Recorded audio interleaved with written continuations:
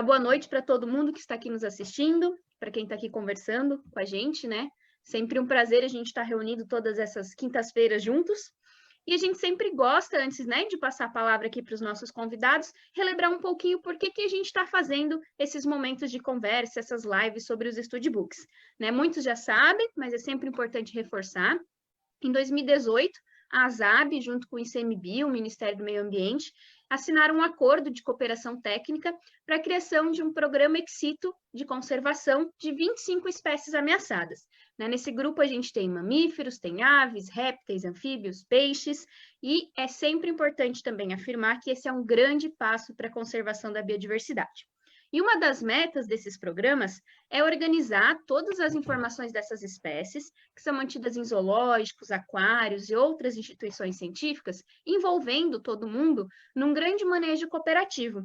E essas informações, elas são inseridas em um sistema e formam o que a gente chama de studbook da espécie. E todas essas informações são organizadas e avaliadas por um profissional técnico que a gente chama de studbook keeper. E por que essas informações são tão importantes? É com base nelas que a gente faz todas as indicações de pareamentos, de agrupamentos, para que a gente possa atingir uma população com um número suficiente e saudável do ponto de vista genético, para que a gente garanta que essas espécies não desapareçam.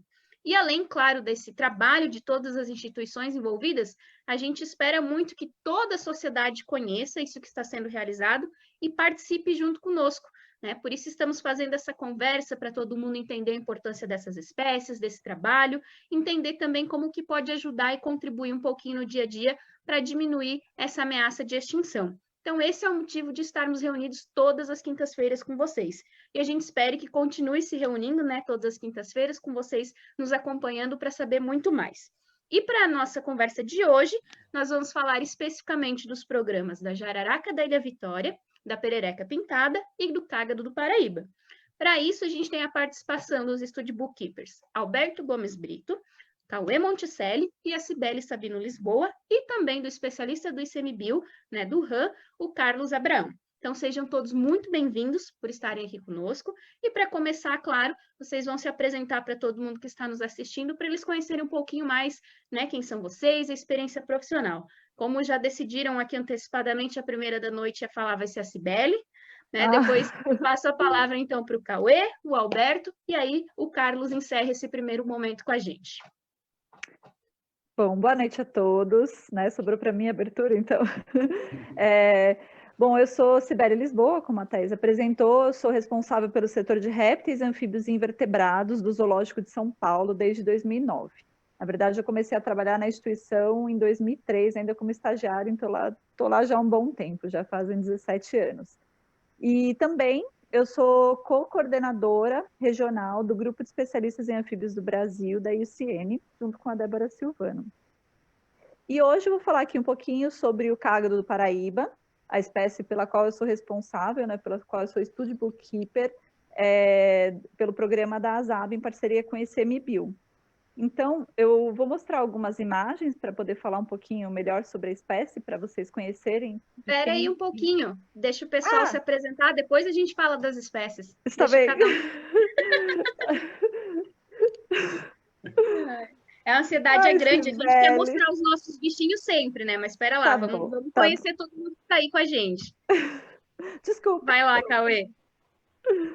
Boa noite, pessoal, tudo bem? Prazer estar aqui com vocês todos, com nossos colegas que vão contribuir hoje também nessa conversa.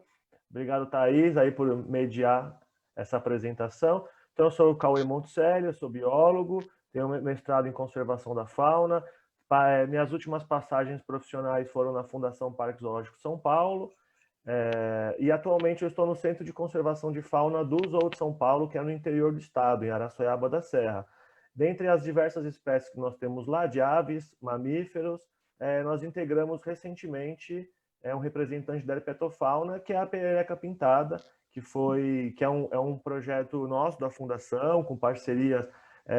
Desde eu e a Cibele começamos essa ideia pela Fundação, tem um participante também do projeto, que é o pessoal da Federal de Viçosa, principalmente o Clodoaldo Assis, que tem um histórico grande com a espécie em questão. E aí, por enquanto, é o representante da herpetofauna que nós vamos apresentar para vocês um pouco hoje. Alberto? Ok, boa noite a todos. Primeiro, agradecer a participação, tá? E o convite da ZAB, tá? Enfim, a paciência da Thaís, né? E, a participação dos colegas, né, que aí estão. Enfim, Alberto Brito, meu nome, tá? Eu sou bacharel em Biologia. E, eu diria que eu tenho um pé atolado na herpetofauna, mas, apesar disso, eu diria que minha formação acadêmica ela é mais voltada para a área de educação, né, onde realmente eu me identifico, enfim, me considero como educador nato por essência, tá? Muito mais que biólogo, assumo esse tipo de educador. E, no caso, sou keeper de arara, uma espécie, recém descrita, né? Então, são 8 anos aí, basicamente. Em setembro agora completou 8 anos, são 2 Copas do Mundo. Então, a grande formação é muito pequena, então a gente não tem muito dado, né, acerca dessa espécie ainda, mas, enfim, avançando em termos de academia. Tá, sou servidor do Zoológico de Brasília efetivo já há 12 anos, tá, onde estive durante algum tempo, né, de frente ao setor de répteis, e hoje respondo pelo setor de educação da Fundação Zoológico de Brasília. E o Abraão? Tudo bom? Eu sou o Carlos Abraão, o pessoal me chama de Feliz, aí, deve ter alguns que me conhecem assim. Eu sou veterinário de formação, tenho mestrado em Ecologia, recém terminei o doutorado agora em Epidemiologia veterinária. Trabalho no RAM faz uns 12 anos, 11 ou 12 anos. Sempre mexi, como por ser veterinário, comecei com silvestres, né, e sempre mexi com fauna excito no começo da carreira. Já tive no Zoológico de Brasília como estagiário, no Zoo de São Paulo como estagiário também. E agora, né, no RAM, eu fiquei encarregado de tocar os programas de conservação ex situ, né, de auxiliar, e queria até agradecer a ZAB pela iniciativa, né, tá mais do que na hora dos zoológicos tomarem esse papel da conservação das espécies, de ajudarem, né, a fazer esse papel de conservação, e a gente está muito contente de poder ter esse apoio técnico muito proveitoso, muito saudável para a nossa herpetofauna. Então, agradeço o convite e esse programa como um todo. A gente que já agradece, né, todos vocês, também estamos muito contentes com essa parceria. E agora sim que a gente já conhece quem vai estar conversando conosco nessa noite, vamos conhecer melhor as espécies que são as estrelas desses programas, né? A jararaca da Ilha Vitória, perereca pintada e o cágado do Paraíba. Então, para começar, já que, né, quer muito apresentar ali o seu animalzinho, vai lá, Cibele, fala um pouquinho dele pra gente. Bom, então vamos lá. Vou compartilhar então aqui algumas imagens para vocês conhecerem.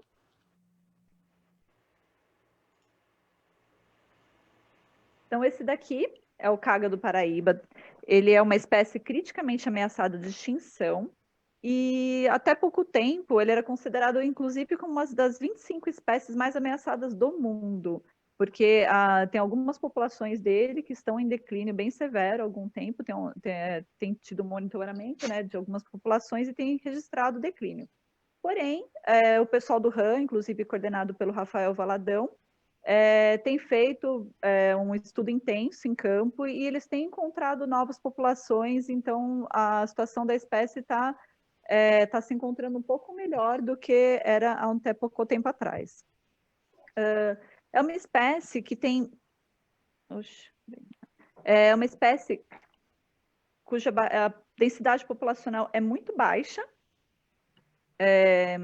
Nossa, eu não estou conseguindo passar aqui, mas tudo bem. A densidade populacional dessa espécie é muito baixa e tem pouquíssimas informações sobre a história natural dela. Então, quase nada se sabe sobre a biologia reprodutiva dessa espécie. Aqui é só para vocês conhecerem um pouco da localidade onde essa espécie é encontrada. Então, ela é endêmica da bacia do Rio Paraíba do Sul. Então, ela é só encontrada nos rios e riachos dessa bacia. Então, bom, diferente de outras espécies, né, do programa da ASAB, essa é uma das espécies que ainda não tem exemplares em cativeiro. Então, a gente vai ter que começar do zero. Aqui a gente daqui a pouco vai conhecer um outro exemplo, né, que o que o Alberto vai falar um pouquinho sobre a jararaca também.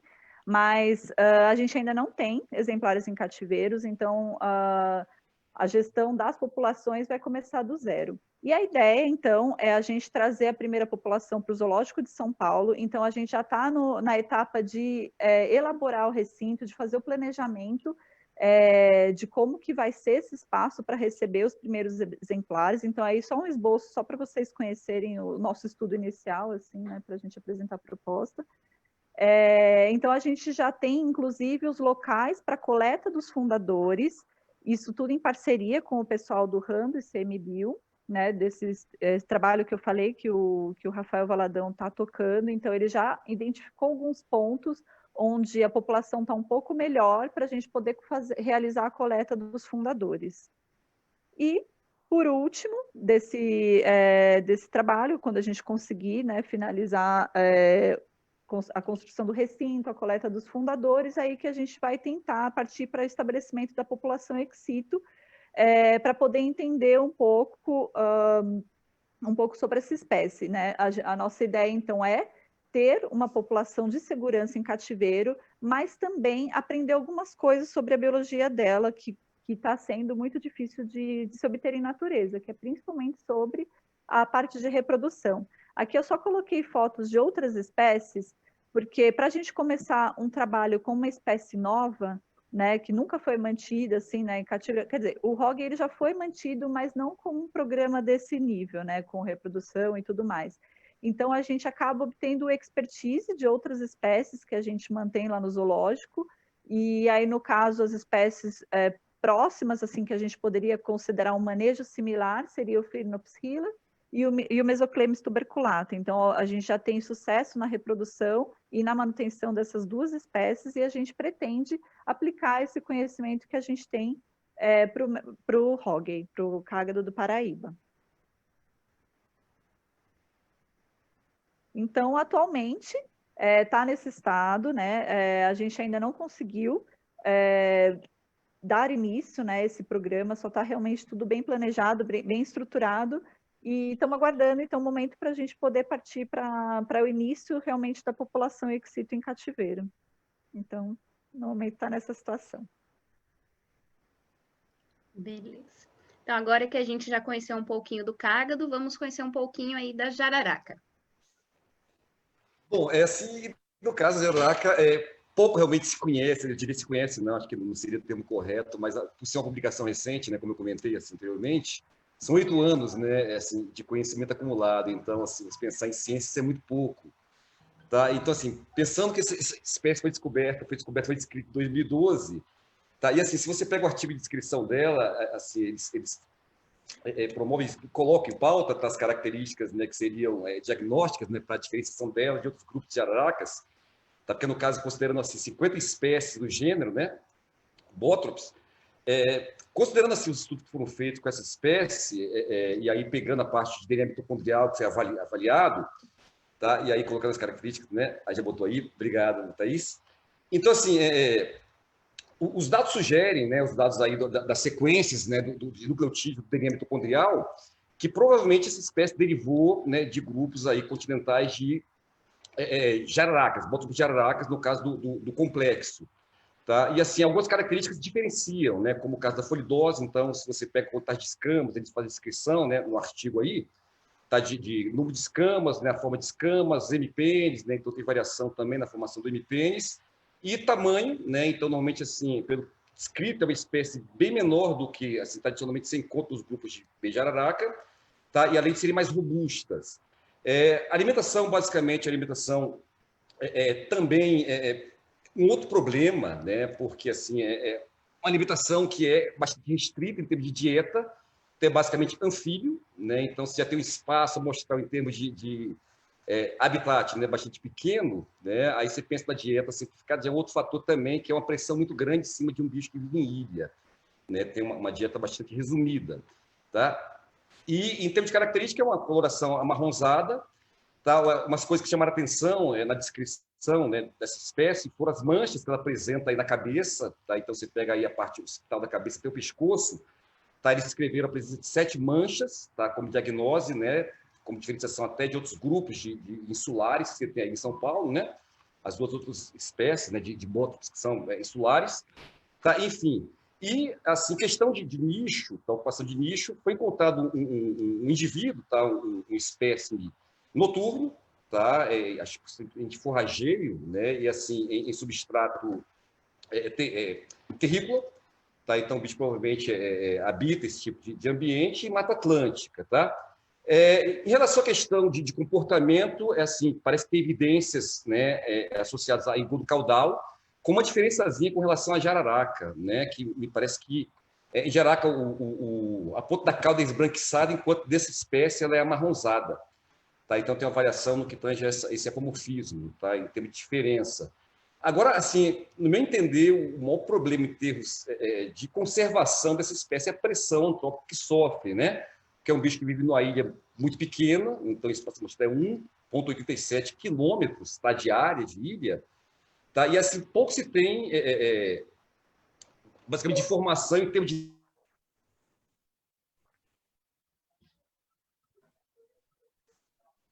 população, porque a gente não tem dado para isso ainda, tá? O que seria também precoce, né, se falar até em população talvez cativa, né, em termos de viabilidade nesse momento, tá? Se a gente não tiver aí talvez um aporte maior de publicações acadêmicas.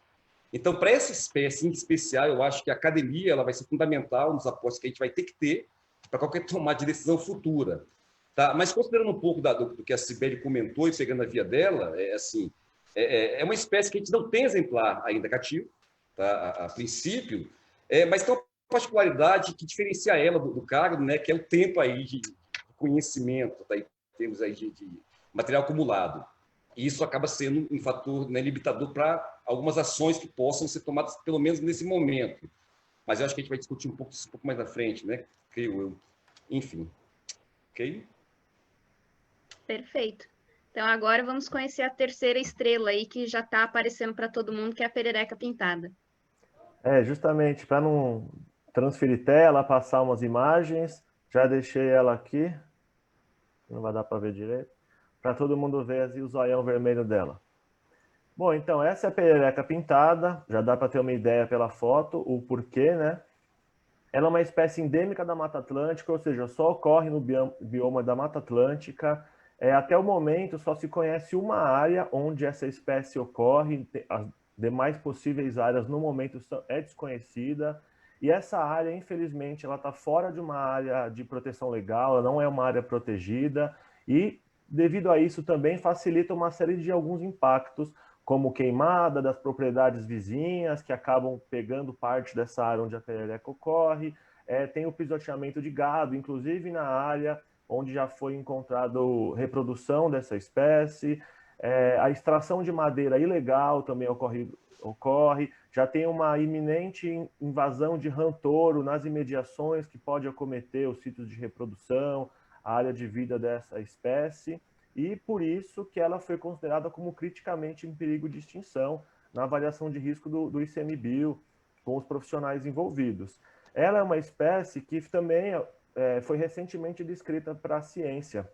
Então, em 2013, uma equipe da Universidade Federal de Viçosa, através do pesquisador biólogo Clodoaldo Assis, que teve papel fundamental em encontrar esse bicho em atividades de campo, em todo o trabalho de descrição, tudo isso foi divulgado assim, para a ciência em 2013, então é tudo muito recente. E ela já foi encontrada nessa situação crítica de impactos, e esse foi um dos principais fatores que levaram ela a ser criticamente ameaçada de extinção e já requerer atividades de conservação em cativeiro também, devido a todos esses impactos que foram diagnosticados nessa área de ocorrência. E como até o momento só se conhece essa área, fica complicado de você deixar na situação que estava sem recorrer às ações de cativeiro ou até mesmo de resolver todos os problemas em tempo hábil para que a espécie consiga se restabelecer na área. Então, por isso que foi uma das espécies que foi listada nessas 25 espécies prioritárias para conservação ex situ, nessa parceria já que você abordou, que a Cibele abordou. Falando um pouquinho da espécie em si, ela tem essas pintinhas. Tem uma outra foto aqui, que eu vou tentar colocar rapidinho.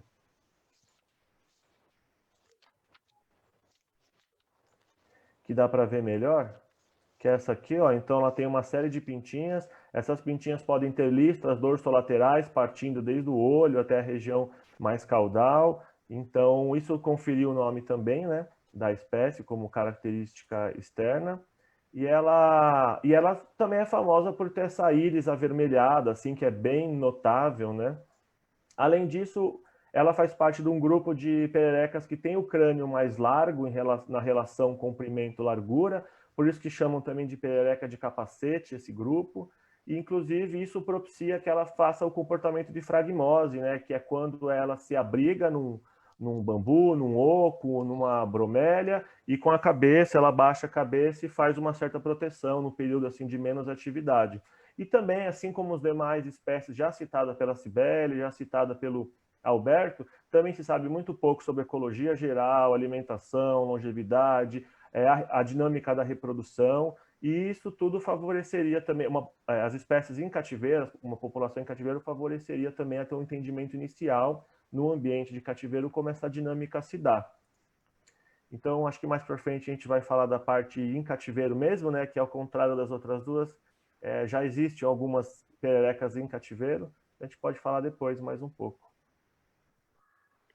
Perfeito, né? Então, agora que a gente já sabe aí um pouco das espécies, né? Como nós sempre reforçamos, esse trabalho ele é uma parceria entre a ZAB e o ICMBio. Por isso que a gente vai conhecer agora um pouquinho mais da participação do Instituto Chico Mendes nesse projeto, né? Que é dividido em centros, e o Abraão está aqui representando o RAM, que é o centro que coordena, né, os programas com essas 3 espécies. Então, a palavra é toda sua para falar um pouquinho aí do RAM e da atuação dele na conservação das espécies. Obrigado, Thais. Bom, para quem não conhece o RAM, né, tem muita gente aí que não é familiar da área da herpetologia, que é a área que trata dos anfíbios e répteis. O RAM é o Centro Nacional de Pesquisa e Conservação de Répteis e Anfíbios, que a gente tem uma base aqui em Goiânia e uma base em Lagoa Santa, que é em Minas. E o RAM está completando esse ano 40 anos de atuação em prol dos anfíbios, répteis, quelônios, crocodilianos, cobras e lagartos. Então, a gente tem um histórico bem grande de preservação. Começou com quelônios há 40 anos atrás e há uns 2007, a gente começou a trabalhar com todos os anfíbios e répteis e todos os animais da herpetofauna. Mas a gente trabalha principalmente com espécies ameaçadas, né? A gente é responsável pelas espécies ameaçadas de anfíbios e répteis, e algumas dessas espécies estão realmente muito ameaçadas e que elas não conseguiriam sair da extinção se não for se não tiver uma ajuda de manejo, né?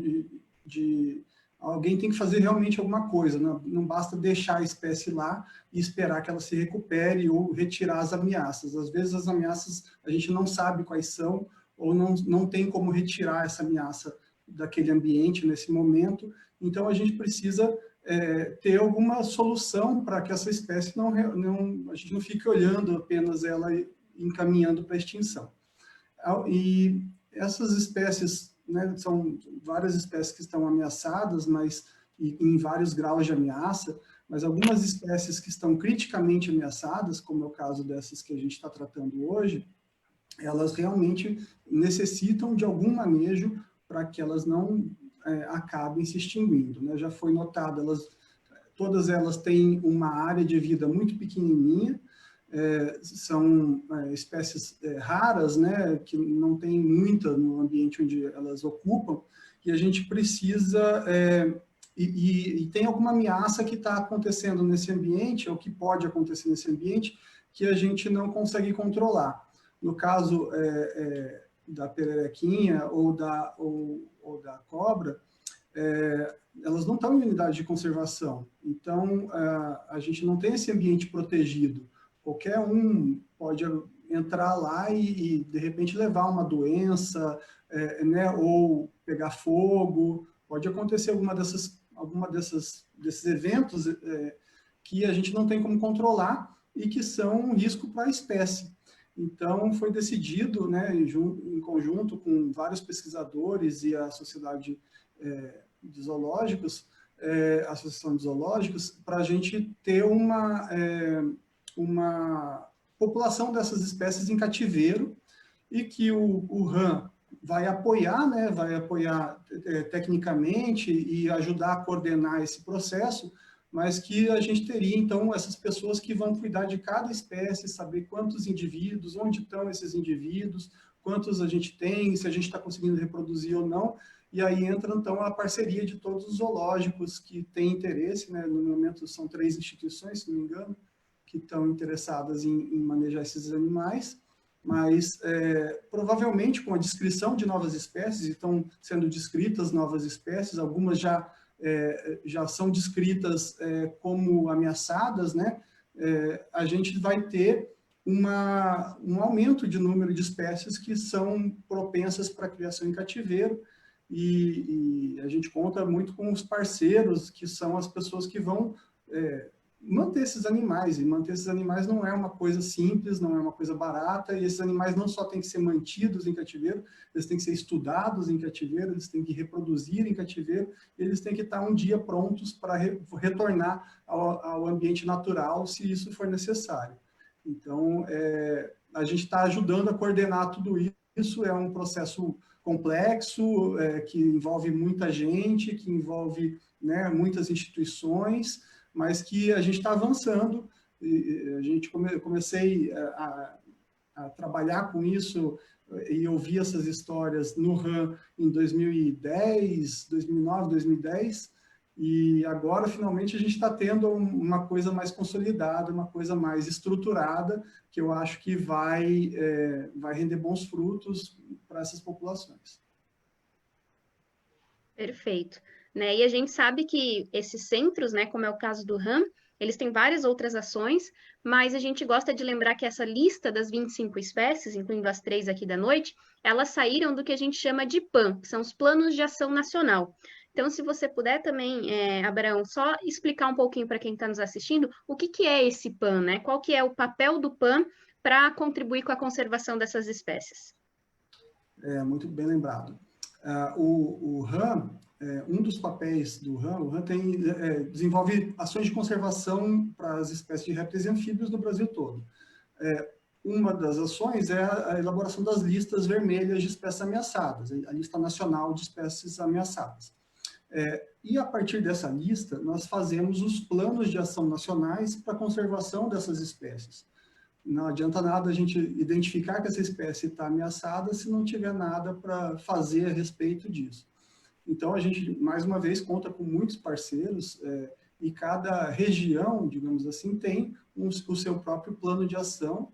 Então, essas espécies que a gente está tratando estão incluídas no Plano de Ação Nacional para a Conservação das Espécies da Herpetofauna Ameaçada da Mata Atlântica do Sudeste e do Cerrado e do Pantanal.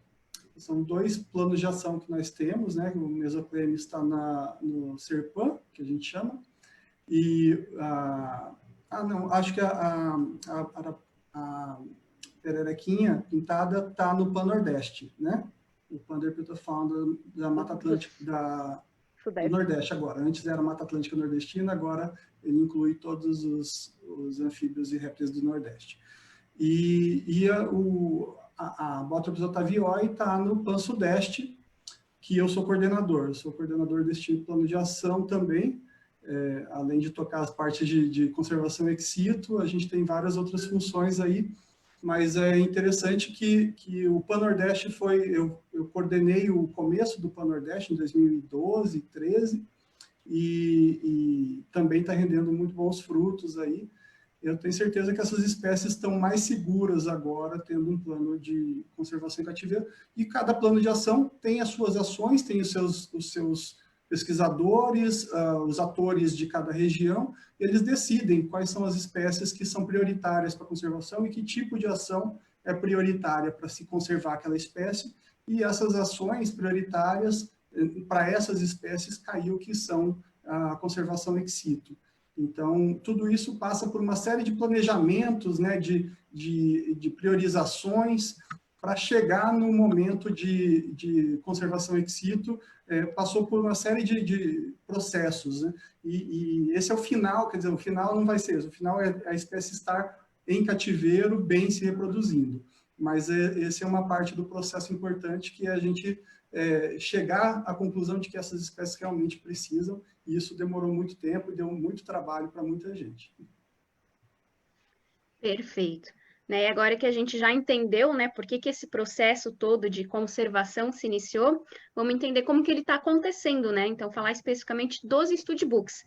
Né? A gente já viu aí ao longo da conversa que são 3 espécies recentes, 2 delas a gente ainda não tem uma população, né, fora do ambiente natural, mas cada um vai falar um pouquinho aí do panorama, das expectativas, dos desafios que a gente tem dentro desse studbook, se nós já temos alguma instituição interessada em participar desses programas, né? E no caso da Perereca, que a gente já tem aí alguns indivíduos, o Cauê vai falar um pouquinho mais disso para a gente. Então, começa você, Cauê, que já tem aí algumas informações, e aí depois a gente fala das outras 2 espécies.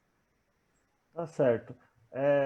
Como eu comentei, o pessoal da Federal de Viçosa, através do Clodoaldo principalmente, encontrou essa espécie, fez todo o trabalho científico para a divulgação dela, e eles coletaram alguns indivíduos para estudos e para demais atividades, com as autorizações necessárias, e mantiveram em cativeiro alguns indivíduos vivos sob uma licença de pesquisa.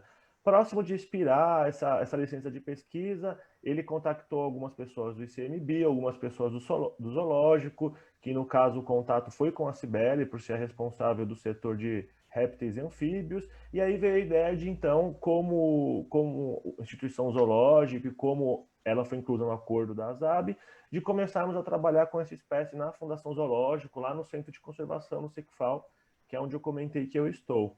A partir disso, fomos para Viçosa, eu e a Cibele, tudo que foi feito até agora da parte do zoológico, sempre eu e a Cibele estávamos envolvidos 100%, e da Federal de Viçosa, o Clodoaldo 100% também.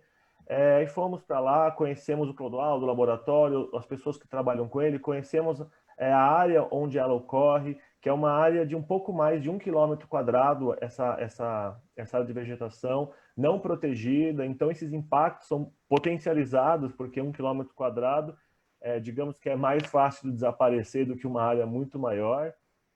E começamos a entender toda a dinâmica e elaboramos a ideia inicial. Então a Cibele conseguiu, junto com o pessoal da Amphibianarch, um grant, né, um financiamento inicial para a gente conseguisse alavancar esse projeto na fundação.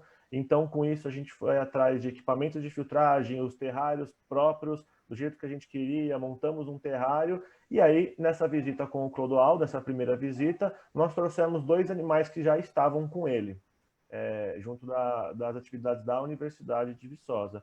Trouxemos esses 2 animais nessa primeira incursão que fizemos. Posteriormente, tivemos mais 2 atividades de campo em si, assim como a Cibele comentou, do cágado, também para conseguir esses fundadores para a população ex situ. Então, a primeira campanha foi muito boa, assim, em 5 dias de campo nós encontramos 7 animais diferentes, né? 7 indivíduos que ao longo dos dias, alguns foram recapturados, né? Foram encontrados novamente, mas encontramos 7 indivíduos, só que todos machos. O encontro de machos, nesse caso, é mais fácil, alguns deles estavam vocalizando, então isso facilita o encontro. Então, foram machos. Desses machos, nós selecionamos alguns para o cativeiro, hoje no total temos 5, então viemos com mais 3.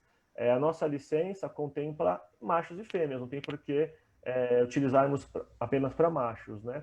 Então, os demais animais foram marcados, tiveram amostra de material biológico coletada, marcados, assim que eu falo, por foto-identificação, não foi uma marcação para individualizar ele de alguma forma, igual é feito com microchip, anilha, para outros grupos, né? No caso, a gente aproveitou todas essas manchas do corpo do animal para tirar foto e fazer esse registro, assim, uma ficha com as fotos do ventre, do dorso, das laterais. Isso facilitou, de fato. Nós encontramos animais posteriormente que as fichas ajudaram a identificar que era um animal que já tínhamos capturado, então não precisávamos coletar as amostras biológicas novamente.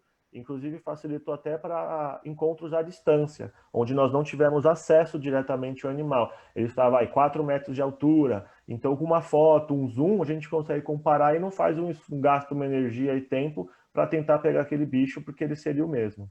Infelizmente, não encontramos fêmeas até o momento. Depois a pandemia atrapalhou um pouquinho, né? Algumas saídas de campo foram canceladas, obviamente, por causa de tudo isso.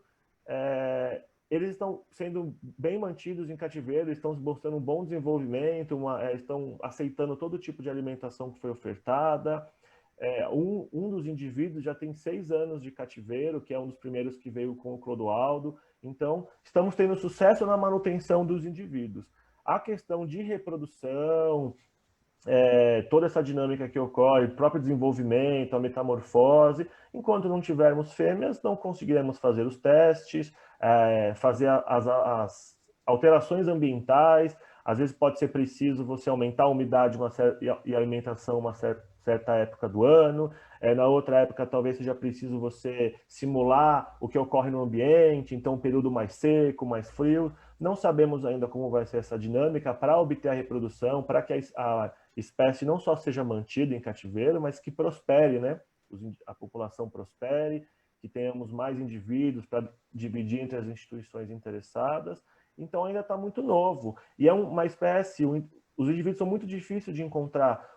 Apesar da descrição dela ser oficial ser em 2013, o Clodoaldo encontrou esses animais em meados de 2010, 2011, se eu não me engano. E de lá para cá, foram encontrados, em 10 anos praticamente, cerca de 30 indivíduos, um pouco mais de 30 indivíduos, e com visitas regulares ao longo do ano. Então é um bicho muito difícil de encontrar, ou porque nós não entendemos a dinâmica ainda, não estamos indo no lugar certo, ou porque ele já é naturalmente raro, o que complica muito mais todo o processo, né? Inclusive pode até favorecer a extinção, seja a extinção local ou a extinção da espécie, mesmo se só ocorrer ali.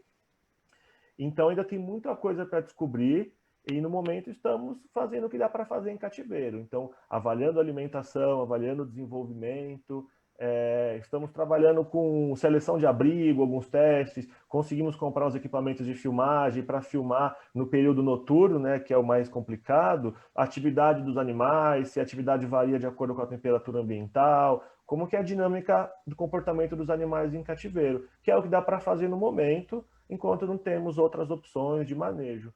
Então, mas esperamos que nas próximas campanhas, se tudo der certo, que as fêmeas sejam encontradas, né, para assim conseguir trabalhar com a ideia da reprodução e seguir com as premissas aí dessa população em cativeiro. Então, a Cibele, tenho certeza que está muito ansiosa também, né, para conseguir tudo isso. Espero que dê certo e que os parceiros das instituições do acordo também recebam e tenham o mesmo sucesso assim que nós esperamos. Então, atualmente, esse é o status da situação do cativeiro também. E também estamos ansiosos não só para seguir com o programa, mas para termos a população de fato, backup, segurança em cativeiro, né? Alguns indivíduos, porque é muito assustador até o cenário da área. O Clodoaldo, que frequenta mais lá, ele já viu os incêndios, as retiradas de madeira, outras espécies exóticas. Então, é uma situação que, se ela só ocorrer lá mesmo, elas podem ser extintas em breve, de fato, em poucos anos. Então, isso agrava, né, e deixa a gente mais ansioso ainda. Certeza. A Ieda só fez um comentário aqui, então você complementa isso na sua fala, e a Cibele e o Alberto também falam quando eles iniciarem, para a gente falar os nomes científicos das espécies. Acho que em nenhum momento a gente falou ainda, e no caso da perereca tem aí uma curiosidade de mudança também, né? Inicialmente foi sugerido pelos autores, o Clodoaldo é o primeiro autor dessa descrição, como eu já contextualizei bem essa questão, ela foi agregada ao gênero Parasfenodon. Aí ficou a Parasfenodon pomba, sendo pomba fazendo uma referência ao rio Pomba, que é da região lá de Cataguases, em Minas Gerais, que é onde ela ocorre. Eles sabiam que era similar a esse grupo, só que não se encaixava totalmente, então foi uma sugestão inicial, e foi aceito pelos avaliadores.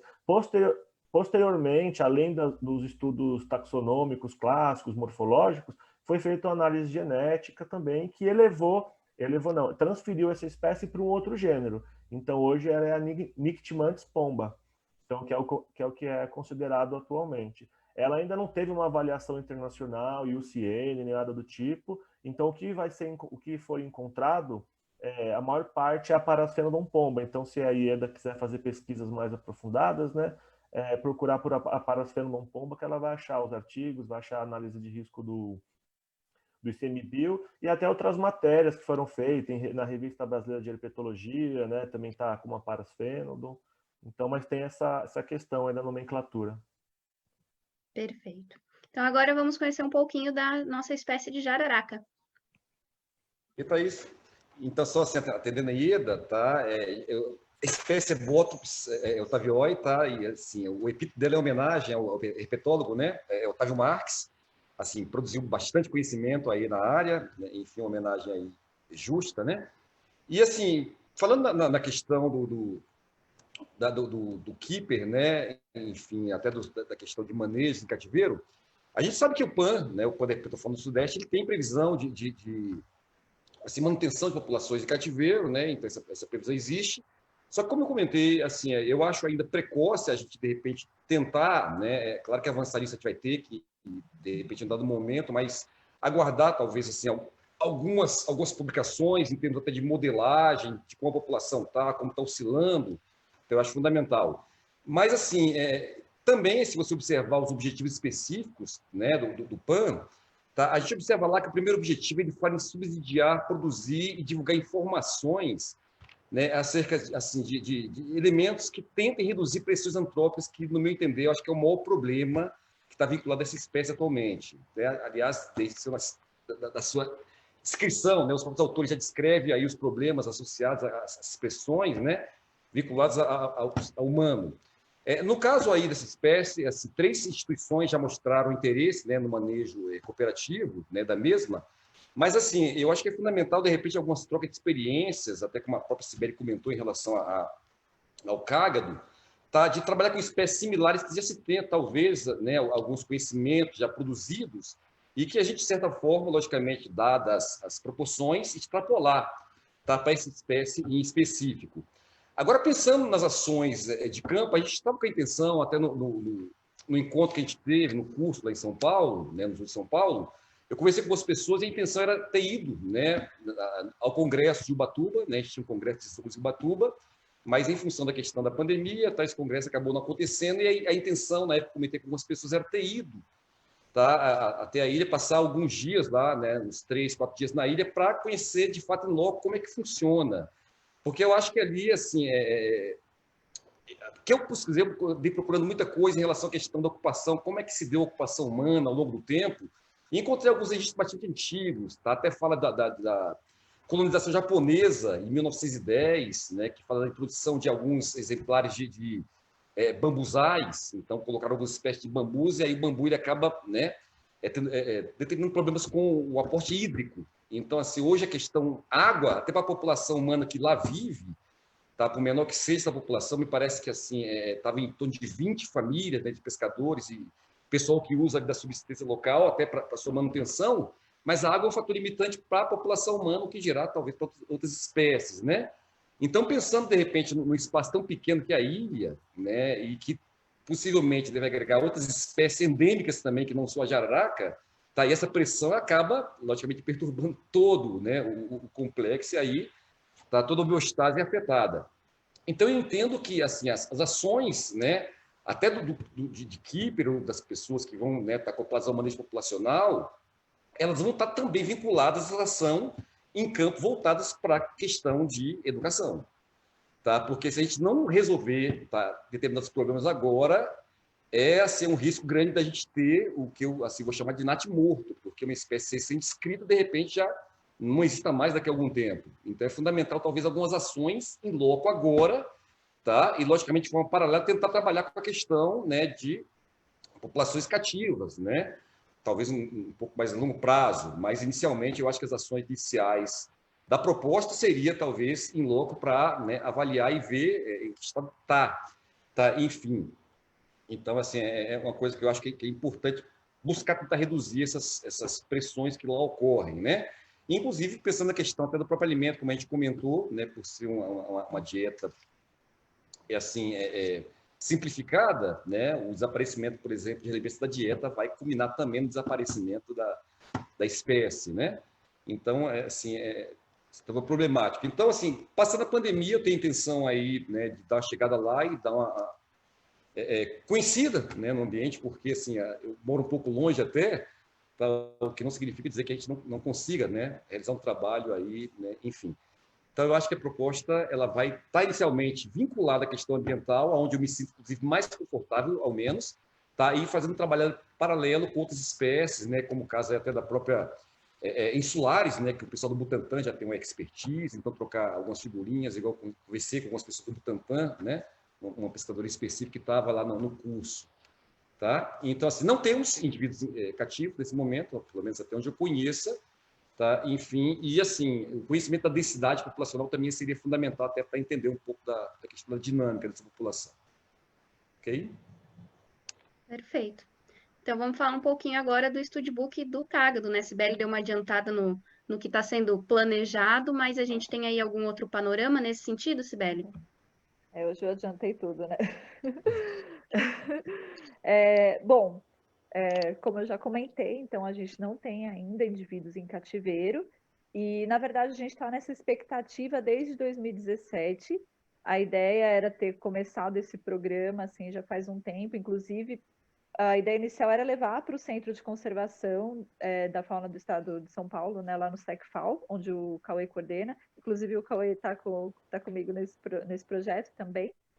E só que a estrutura de um recinto para quelônia é um pouco mais complicada do que para os anfíbios ou para os répteis ou para as serpentes, no sentido até de custos. É um pouco mais caro, porque envolve um recinto de dimensões maiores, a gente precisa de um sistema de filtragem, aquecimento, então é um pouco mais custoso. E isso que foi o que acabou demorando um pouco para a gente começar a construir o recinto, né, propriamente. Então, a gente está nessa expectativa, infelizmente agora, né, com a pandemia também deu uma parada em tudo. Quando a gente acha que vai, aí aparece alguma coisa que acaba atrapalhando. Então, na verdade, a gente precisa, né, desse start inicial, né, de realmente ter recursos para poder construir o recinto e ir atrás dos fundadores, né? E a expectativa no futuro, então, assim, pelo fato de já ter uma experiência prévia, então, com outros quelônios, eu acho que a manutenção em si da espécie não vai ser muito complicada, né? E eu acho que a chance de ter o sucesso é grande, né? Mas a gente realmente precisa de dar esse passo inicial, que é a construção do recinto. Eu acabei, né, adiantei um pouco sobre a situação atual, quais são os nossos planejamentos, e não falei muito sobre as ameaças da espécie. Então, eu comentei que ela é endêmica, né, o Mesoclemis hogg também, né, como a Ieda havia pedido para a gente comentar o nome científico, ele é endêmico da bacia do Rio do Paraíba do Sul, que é uma bacia super degradada, ela é bem antropizada, assim, tem muita influência antrópica nela, muita liberação de poluição, e nenhuma das áreas de ocorrência da espécie está inserida numa unidade de conservação. Então, aí esse é um dos motivos também por ela estar inserida na categoria de ameaça que eu mencionei, que é criticamente ameaçada. Então, assim, a gente ainda continua nessa expectativa, assim, né, de conseguir recurso para poder dar esse passo inicial e vamos planejando também. Se não for possível, no próximo ano, a gente tem que pensar em uma nova estratégia para possibilitar dar início à população de cativeiro, né? Se não for no zoológico de São Paulo, tem outras instituições que estão interessadas também, a gente pode pensar em algo em conjunto de outra forma. Mas esse é o cenário e a gente espera que se resolva logo para poder dar esse start no programa. Perfeito. Né? É legal ressaltar, né? A gente comentou antes, apesar de ser um programa que está no início, que tem todos os seus desafios, né? Esse programa ele é cooperativo, então a gente convida todas as instituições que já têm uma expertise, como eles vêm falando, né, de outras espécies, e que têm interesse de ajudar nesse programa de conservação, a procurar a ZAB integrar para todas as 3 espécies. Felizmente, a gente já tem pelo menos uma ou mais instituições que se mostraram parceiras e já assinaram, né, o acordo com a gente, mas fica aí o convite para mais pessoas se engajarem na causa. E como a gente não tem ainda perguntas do nosso público, eu vou fazer a minha última pergunta da noite e a gente vê se alguém comenta algo aqui para a gente finalizar. Então, a gente já falou das espécies, do Studbook, né, dos PANs, do RAM, e como o tempo é bom, a conversa é boa, mas não dá para falar tudo. A gente sempre gosta de colocar aqui que esse trabalho ele é de conservação integrada, né? Então é o trabalho ex situ, junto com o trabalho in situ de campo e, claro, ações de pesquisa, de educação ambiental, tudo que é necessário para ter sucesso nesse programa de conservação. E para quem quiser saber mais sobre essas espécies, entender sobre elas ou sobre esses programas, o que está sendo feito, né, o que vocês podem indicar aí de material ou de literatura específica para quem quiser se aprofundar. Eu começo essa? Bom, primeiro, só uma correção, que essas espécies são todas do Pan-Sudeste. A espécie do Pan-Nordeste é outra, é a Parasfenodon arapapa. Mas no site do ICMBio, se você procurar lá Pan, Herpetofauna Sudeste ICMBio, vai chegar na página do Pan do ICMBio. E se você procurar RAM, ou Centro Nacional de Pesquisa e Conservação de Répteis e Anfíbios, no Facebook a gente tem uma página, pode seguir lá, e no Google você vai achar lá a nossa página na internet. Todas elas podem levar para os sites do Plano de Ação, onde constam todas as espécies que estão ameaçadas em cada um dos planos de ação, todas as espécies ameaçadas de répteis e anfíbios do Brasil, dá link para outras páginas, né, dos répteis e anfíbios ameaçados. Você pode ter um monte de informação sobre esse mundo da herpetologia do site do ICMBio ou no site do RAM. Então, é só procurar ali, que não é fácil, não é difícil de achar. E tem o sumário executivo também do plano de ação, que consta lá todas essas informações bem detalhadas, mapa, quais as ações, as principais instituições parceiras, tem um monte de informação lá. Também podem procurar no RAM, na página do Facebook do RAM, a gente responde por lá também, se tiver alguma dúvida mais específica. Da parte da perereca, então, indo na sequência, não temos muito conteúdo ainda, né, por toda a história que a gente já veio conversando aqui agora, mas eu recomendo a avaliação de risco de extinção do ICMBio de 2016, o próprio artigo de descrição da espécie, que é de 2013, um pouco antes, e para quem quiser se aprofundar mais nas questões de DNA, obtenção de DNA para análises filogenéticas, que é o artigo de 2020, mais recente, que eu comentei da alteração taxonômica, né, daquela sugestão taxonômica, também pode procurar por esse segundo artigo aí do grupo de trabalho lá da perereca pintada. Mas não tem muito conteúdo, assim, em diversas abordagens ecológicas, devido a todo esse cenário que a gente vem conversando. Acredito que os demais colegas das outras espécies também falaram algo do tipo, mas então recomendo esses três aí, os 2 artigos e a análise do ICMBio. Bom, no caso da jararaca, assim, somando-se ao que já foi aí, sugerido, né? Enfim, a gente tem aí a publicação, né, dos 5 autores, enfim, que eu acho que é a fonte, né, de origem aí da descrição do bicho. Tá, em específico, você não tem muita coisa em relação a né, a essa espécie, né, em si, tá? Mas assim, tem uma série de publicações que vão, né, de encontro aí ao grupo, né? Pego o caso da Pit Viper, por exemplo. Enfim, muita publicação, você tem até conteúdo aí de páginas, né, de Facebook mesmo, ou de YouTube, né? Enfim, Cláudio Machado tem uma página bem interessante. E aí eu pego até uma própria publicação para criança, que eu acho que é onde a gente quer atingir normalmente quando você pensa em educação, tá? Eu costumo dizer que educar criança é a grande via. Tá, o próprio Otávio Marx, né, ele escreveu um livro para criança sobre jararaca, que é um livro chamado Jararaca assim com muito orgulho. Tá? Ele assim, conta a história de jararaca que tem uma crise de identidade, né, enfim, que não sabe o que é e o porquê de existir. Tá? E aí ela começa a escrever basicamente assim, a questão da sua... do seu nicho, né? Só que de forma bem lúdica e infantil. É bem legal de assim, se ver. Bom, então para o cágado também, né? Eu recomendo o site do ICMBio, a ficha de avaliação da espécie. Além disso, também tem um livro que é do grupo de especialistas de quelônios, que é o Turtles in Trouble, que é do Rodin, de 2011, que lá tem um pouco mais de informações sobre a espécie também, que é o livro que conta um pouco sobre as 25 espécies de quelônios mais ameaçadas do mundo, onde está o Mesoclemis hogei inclusa. E também eu recomendo, eu acho que isso vale para todos, assim, né, para quem tem interesse de conhecer mais, de entender mais o que é um programa de conservação integrada, quais são as premissas para você estabelecer populações em cativeiro, ler as diretrizes da IUCN para manejo ex situ. Se jogar no próprio Google, Guidelines for Ex situ Conservation, já encontra esse guia, que aí dá uma geral para quem for trabalhar com populações em cativeiro, ter em mente quais são os pontos primordiais para você entender por que essa espécie precisa de um manejo de cativeiro. Acho que é isso.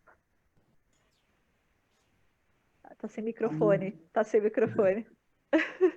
Ainda? É que eu pedi auxílio para procurar aqui, ó. O Alberto falou. Eu tenho. Legal, Recomendo mesmo. Aqui o livrinho para quem quiser. E esse guia da IUCN que a Cibele comentou, ele também tem a versão traduzida em português, que é bacana, né? E a gente reforça que também a ZAB tem as redes sociais, onde a gente, né, faz algumas publicações sobre as espécies, a gente faz essas lives todas as quintas, tem o site, onde tem informações do acordo, a lista completa das 25, então a gente está sempre aberto aí para colaborar com quem tem interesse. E para a gente finalizar, eu dou aqui como, né, com todas as outras lives a gente sempre faz, um minutinho aí para cada um deixar a sua mensagem, o seu recado final para quem está aqui nos assistindo sobre essas espécies e o nosso trabalho de conservação, né? Então, vou começar de novo aí com a Cibele, depois pode ser o Alberto, o Cauê e o Abraão encerra aqui com a gente. Bom, trabalhar com conservação ex situ, né, é algo que você tem que ser persistente, você tem que ser esperançoso, né, porque não é fácil, mas assim, vai seguindo o caminho, vai tentando se informar de tudo que é importante para um programa de cativeiro, vai seguindo todos os passos e continue lutando. É o que eu digo, já estou há um tempo aí, né, trabalhando com conservação ex situ. Não é fácil, é frustrante, muitas vezes, principalmente nesses casos que a gente está começando com espécies que nunca foram mantidas em cativeiro. Então, às vezes, é frustrante quando você não consegue determinado ou uma reprodução ou perde alguns indivíduos, então acaba sendo frustrante, mas também é muito recompensador quando você consegue estabelecer protocolos, quando você consegue ter um sucesso e ver que fez uma diferença o trabalho, o seu esforço. Então, esse acho que é o meu recado.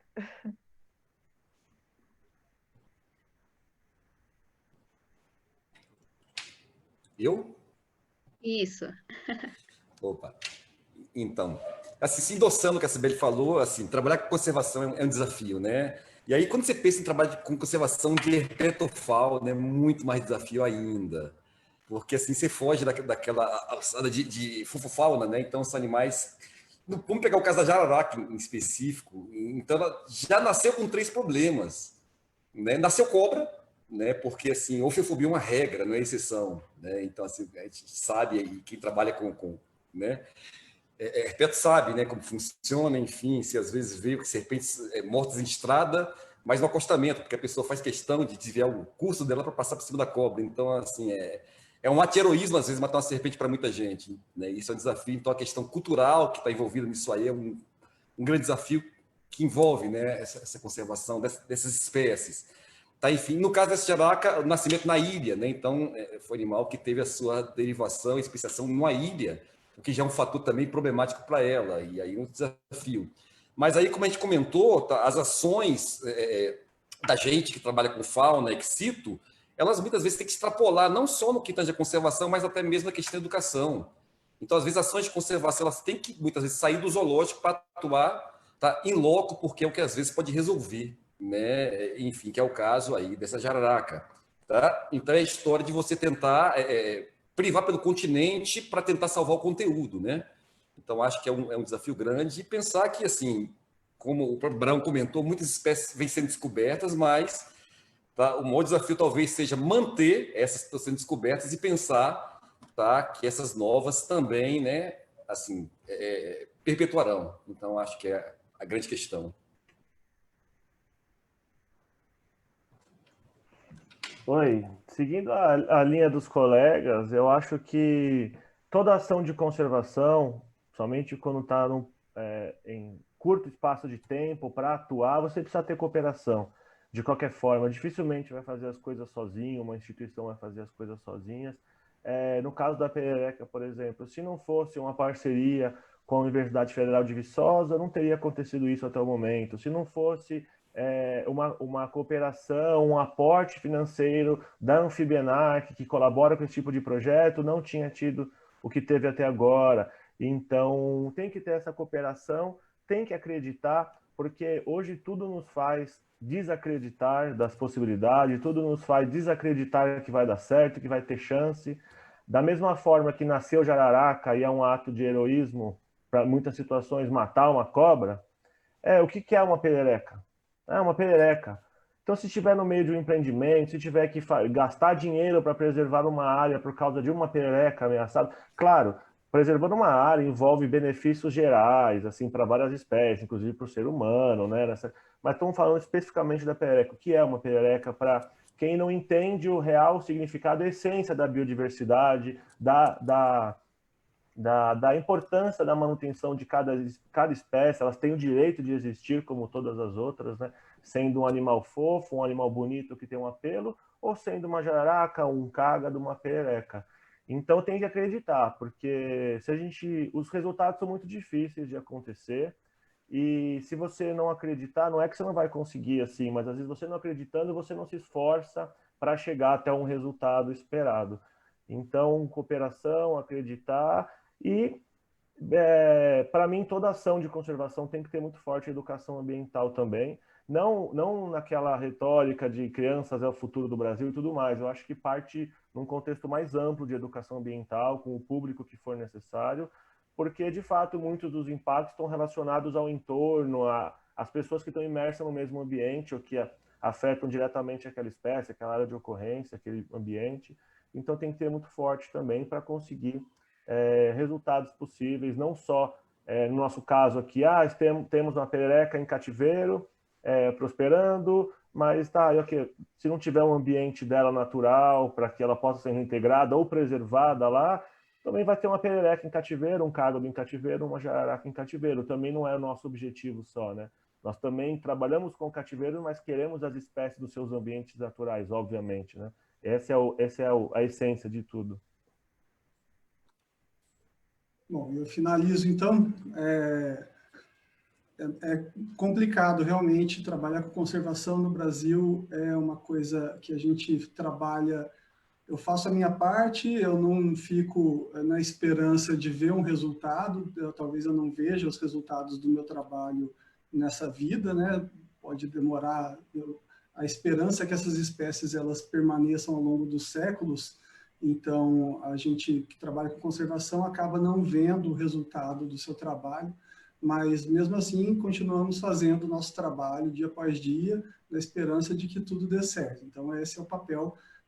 O RAN tem trabalhado no intuito de juntar esses esforços, né, de coordenar isso tudo, de ver onde estão as pessoas interessadas em trabalhar com cada espécie e como cada colaborador pode atuar da melhor forma. E a gente tenta orquestrar tudo isso para trazer o melhor benefício para a espécie.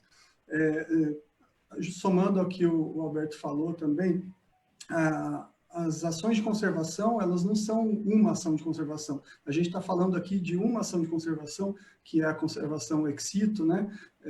Manter os animais em cativeiro. Isso encontra muita resistência, até mesmo dentro da biologia ou dentro do pessoal que trabalha com bem-estar animal, mas é uma ferramenta importante, a conservação ex situ é uma das ferramentas importantes para a conservação e, em alguns casos, às vezes, é a única ferramenta que a gente pode usar e ela já tem se mostrado eficiente com várias outras espécies no mundo que foram salvas por causa dessa ferramenta.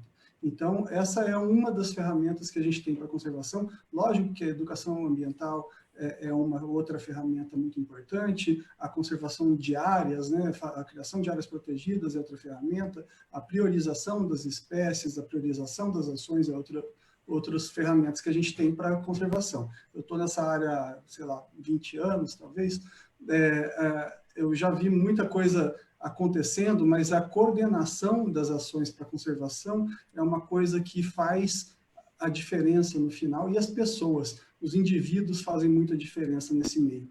Então, a pessoa que está aí assistindo a gente, né, de repente, pensando, pô, como eu posso ajudar, procura o pessoal do PAN da sua região, as espécies ameaçadas que ocorrem na sua região. Tenho certeza que tem uma ONG querendo ajuda, tem uma instituição precisando de apoio, se não for com dinheiro, com mão de obra, com seu conhecimento. Conservação é uma coisa que se faz em conjunto. Então, tenho certeza que as pessoas estão precisando desse apoio e é só procurar que você acha.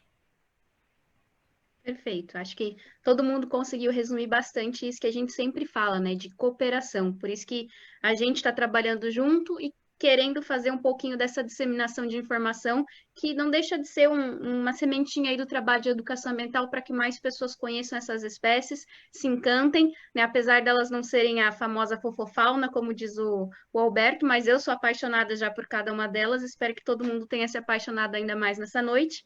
E só quero dizer novamente, agradecer a vocês 4 por terem topado estar aqui, de compartilhar o conhecimento com a gente, e agradecer principalmente a quem está aí sempre nos assistindo. A gente vê aí as pessoas que estão toda quinta-feira conosco, né, nos deixando aqui confortáveis em conversar com vocês, e se preparem que a gente ainda tem mais 4 encontros para falar dos Studbooks, né? Então espero vocês aí mais 4 quinta-feiras, e deixo aqui meu agradecimento realmente para todos, porque é esse o nosso sentimento. A gente quer todo mundo colaborando para que a gente consiga aí salvar essas espécies de extinção. Então até a próxima, pessoal, e uma boa noite para todo mundo. Tchau, tchau. Boa pessoal. noite. Tchau, tchau. Boa noite. Tchau, boa noite. Tchau, tchau.